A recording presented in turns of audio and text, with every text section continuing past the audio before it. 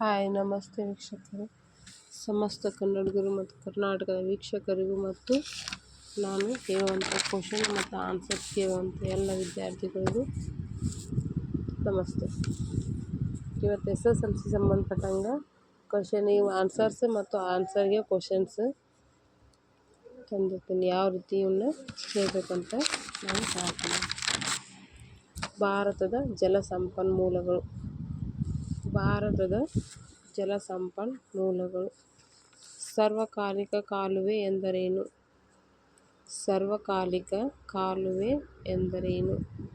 ನದಿಗಳಿಗೆ ಅಣೆಕಟ್ಟುಗಳನ್ನು ಕಟ್ಟಿ ಜಲಾಶಯಗಳನ್ನು ನಿರ್ಮಿಸಿ ನೀರನ್ನು ಸಂಗ್ರಹಿಸಿ ಕೃಷಿ ಭೂಮಿಗೆ ನೀರನ್ನೊದಗಿಸಲು ತೋಡುವ ಕಾಲುವೆಗಳಿಗೆ ಸಾರ್ವಕಾಲಿಕ ಕಾಲುವೆ ಎನ್ನುವರು. ಇನ್ನೊಮ್ಮೆ ಹೇಳ್ತೇನೆ ನೋಡ್ರಿ. ನದಿಗಳಿಗೆ ಅಣೆಕಟ್ಟುಗಳನ್ನು ಕಟ್ಟಿ ಜಲಾಶಯಗಳನ್ನು ನಿರ್ಮಿಸಿ ನೀರನ್ನು ಸಂಗ್ರಹಿಸಿ ಕೃಷಿ ಭೂಮಿಗೆ ನೀರನ್ನೊದಗಿಸಲು ತೋಡುವ ಕಾಲುವೆಗಳಿಗೆ ಸಾರ್ವಕಾಲಿಕ ಕಾಲುವೆ ಅಂತ ಕರೀತಾರೆ. ವಿವಿಧೋದ್ದೇಶ ನದಿ ಕಣಿವೆ ಯೋಜನೆಗಳ ಉದ್ದೇಶಗಳು ಯಾವುವು? ವಿವಿಧೋದ್ದೇಶ ನದಿ ಕಣಿವೆ ಯೋಜನೆಗಳು ಯಾವುವು? ವಿವಿಧೋದ್ದೇಶ ನದಿ ಕಣಿವೆ ಯೋಜನೆಗಳು ನೀರಾವರಿ ಸೌಲಭ್ಯವನ್ನು ಒದಗಿಸುವುದು, ಜಲವಿದ್ಯುತ್ ಶಕ್ತಿಯನ್ನು ಉತ್ಪಾದಿಸುವುದು, ನದಿಗಳ ಪ್ರವಾಹವನ್ನು ನಿಯಂತ್ರಿಸುವುದು, ನೌಕಾಯಾನದ ಸೌಲಭ್ಯವನ್ನು ಒದಗಿಸುವುದು, ಗೃಹ ಬಳಕೆ ಮತ್ತು ಕೈಗಾರಿಕೆಗಳಿಗೆ ನೀರನ್ನು ಒದಗಿಸುವುದು, ಮಣ್ಣಿನ ಸವಕಳಿಯನ್ನು ನಿಯಂತ್ರಿಸುವುದು, ಮೀನುಗಾರಿಕೆ ಅಭಿವೃದ್ಧಿ ಮಾಡುವುದು, ಅರಣ್ಯ ಸಂಪತ್ತನ್ನು ವೃದ್ಧಿಸುವುದು.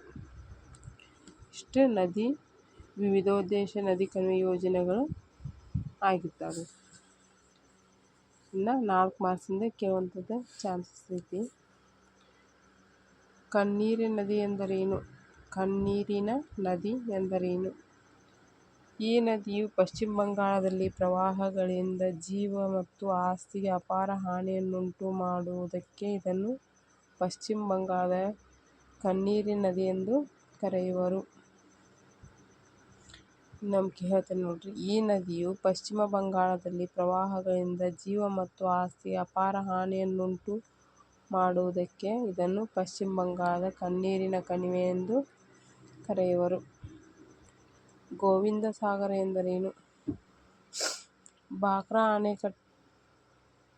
ಅಣೆಕಟ್ಟೆಯಿಂದ ನಿರ್ಮಾಣವಾಗಿರುವ ಜಲಾಶಯವನ್ನು ಗೋವಿಂದ ಸಾಗರ ಎಂದು ಕರೆಯುವರು. ಬಾಕ್ರಾ ಅಣೆಕಟ್ಟೆಯಿಂದ ನಿರ್ಮಾಣವಾಗಿರುವ ಜಲಾಶಯವನ್ನು ಗೋವಿಂದ ಸಾಗರ ಎಂದು ಕರೆಯುವರು. ಭಾರತದ 2ನೇ ಅತಿ ಎತ್ತರದ ಅಣೆಕಟ್ಟು ಯಾವುದು? ಭಾರತದ 2ನೇ ಅತಿ ಎತ್ತರದ ಅಣೆಕಟ್ಟು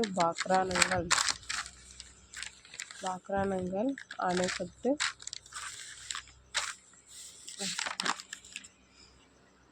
ಮಳೆ ಕೊಯ್ಲು ಎಂದರೇನು? ದೇಶದಲ್ಲಿ ಕಂಡುಬರುತ್ತಿರುವ ಜಲಕ್ಷಾಮದ ಪರಿಹಾರಕ್ಕೆ ಇರುವ ಸರಳ ಮಾರ್ಗವೆಂದರೆ ಮಳೆ ಕೊಯ್ಲು. ಮಳೆ ನೀರಿನ ಸಂಗ್ರಹಣೆ. ಮಳೆ ನೀರನ್ನು ಸಂಗ್ರಹಿಸಿ ಬಳಕೆ ಮಾಡುವುದಕ್ಕೆ ಮಳೆ ಕೊಯ್ಲು ಎಂದು ಕರೆಯುವರು.